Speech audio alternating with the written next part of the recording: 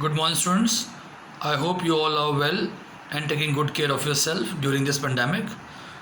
Students, today we are going to start with the first chapter, that is Introduction to Sets.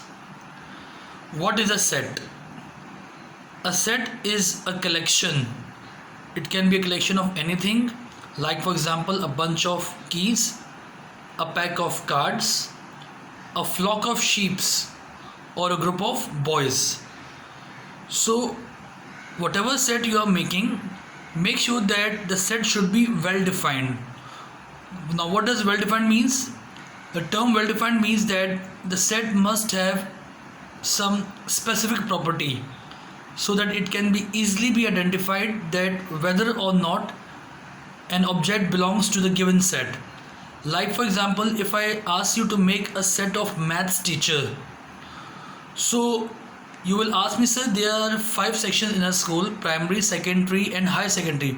So there are so many maths teachers, so which section you are talking about? That means this set is not well defined. If I would have asked you that I want the maths teachers of the secondary section, then you would have counted, so there are some specific teachers, that is whatever example 4 or 5 teachers, so that could make a set. But if I say you just only that make a set of maths teachers, so it is not a well defined set. So a set is a collection of well defined and distinct objects. Now what does distinct mean? Distinct means different objects. Like for example, keys, cards, sheeps and boys. These are all objects and they are different objects. So students, a set is a collection. It can be a collection of any object, but it should be well defined and distinct objects. This is a definition of set. Now there are some important things which you need to remember while making a set. The name of a set is denoted by capital letter of the English alphabet. Now whenever you are making a set, you always start the set with the capital letter of the English alphabet. Every element of a set is separated by comma in tabular form. Now whenever you are making a set, make sure that whatever elements or members you are writing between the sets, you have to separate them by putting the commas. All the members of the set are enclosed in brackets in tabular form. Now whenever you are making a set in a tabular form, make sure that you have put the curly brackets over there. The order of writing elements does not matter in a set. Now whatever set you are making, the order of elements does not matter.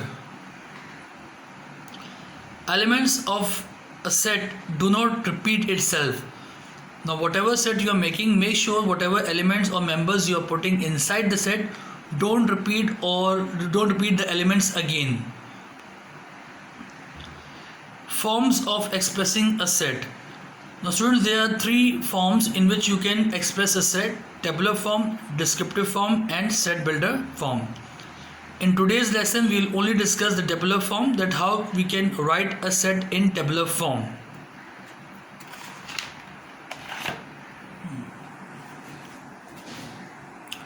How to write a set in tabular form?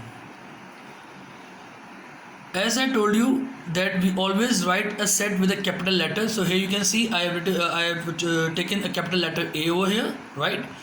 After that I have put an equal sign over here. The second thing, we have to start a set with the curly bracket. So whenever we are writing a set in a tabular form, we always use the curly bracket. So curly bracket I have written over here. Now inside the curly bracket I have written over here some numbers, that is 1, 2, 3, 4, and 5. Now these numbers are basically called elements, or you can call them members. They are the elements, or you can say the members of set A. This is the name of the set. The name of the set is set A, and all these numbers are the elements, or you can say the members of set A. Now what you have to do over here, whatever elements or members you have written over there, you have to separate them by putting the commas. You can see over there commas. So A is equals to curly bracket 1, 2, 3, 4, 5. This is a set written in the tabular form. And whatever numbers I have written over there, these numbers have got some specific name. and the name of this set is set of natural numbers. 1, 2, 3, 4, 5, they are called natural numbers, right? Now we'll take one more example. I made another set in tabular form over here, giving the name of the set a capital B, right? Again, I've used a curly brackets over here. Why I'm using curly bracket? Because we always use curly brackets in the tabular form, right? So after that, I've written some numbers over there: 0, 1, 2, 3, 4, and curly bracket close. Now again, these numbers are called the members or elements of set B. Now these are some special numbers. They have got a name over here. So these are called whole numbers. This is a set of whole numbers, and each element is separated from the other by putting the commas. Set C. I've taken another set. The name of the set is set C, capital letter. I put the numbers over here: 2, 4, 6, and 8. So again, I put the elements in the curly bracket because of tabular form, and these numbers have got some name over there, the set of even numbers. So this is a set of even numbers. Then set number D, right? Set D, A, B, C, D. Now over here, students, you can see a difference. Over here I've written some numbers. Now over here I'm using some alphabets. So as I told you, we have to use distinct objects. Distinct means we can use different objects.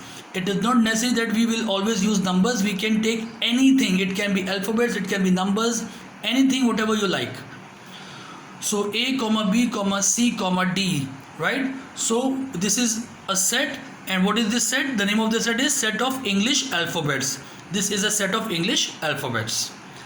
Another set I've taken over here, the name of the set is set E, curly bracket, cat, dog, goat.